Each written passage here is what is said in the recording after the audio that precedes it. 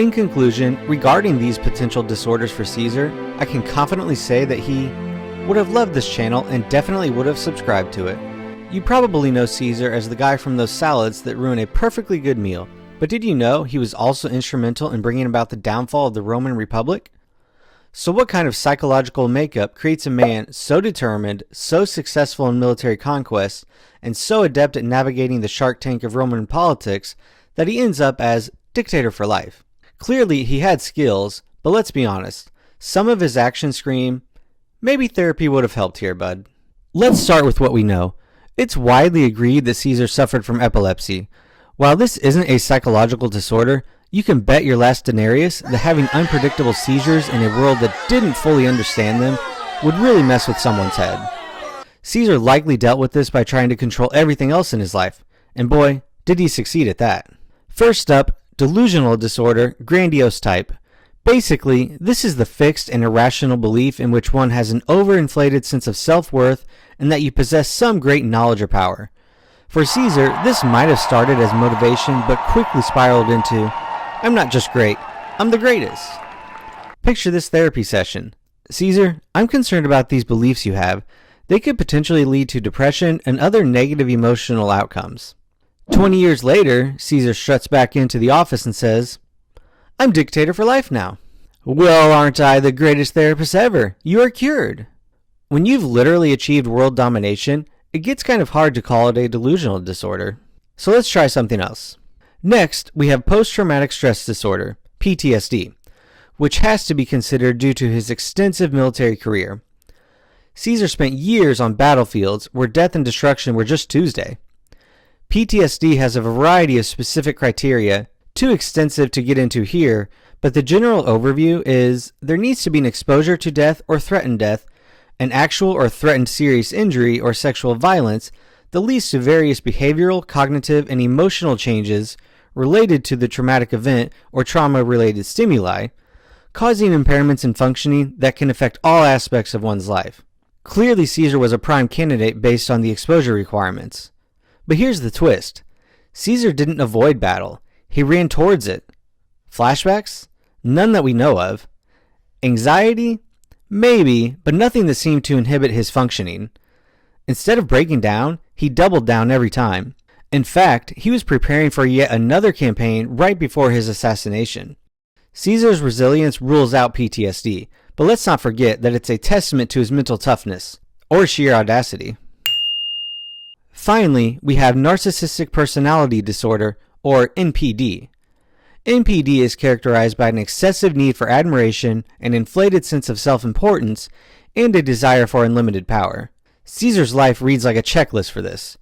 He changed the calendar and named it after himself. He declared himself dictator for life. He built monuments in his own honor. He made legislative changes solely for the benefit of his supporters. Crossing the Rubicon? That's not just defying the Senate, that's Caesar feeding into his sense of entitlement and desire for ultimate power, ultimately saying, I'm above the law and watch me prove it, without much regard for the consequences of the Roman Republic. So, what's the verdict? Full disclosure, when I started this, I wrote out an outline, and for the conclusion, I wrote, no disorder for Caesar. He was just a product of his time, which often encouraged and rewarded the ambition and self-serving aggression Caesar exhibited. However, after thinking about how this all played out in his life, I'm going to flip-flop and say he probably would have met criteria for narcissistic personality disorder. Furthermore, it's possible this recognition could have prevented his assassination if he understood its implications. In the last few years of his life, Caesar's behavior checked basically every NPD box. His short-lived dictatorship in 49 BC quickly led to more frequent and longer appointments, until the final one where he was declared dictator for life. His legislative moves could be seen as bribes for admiration. Meanwhile, he ignored traditional Republican systems, alienating the politicians who eventually orchestrated his assassination.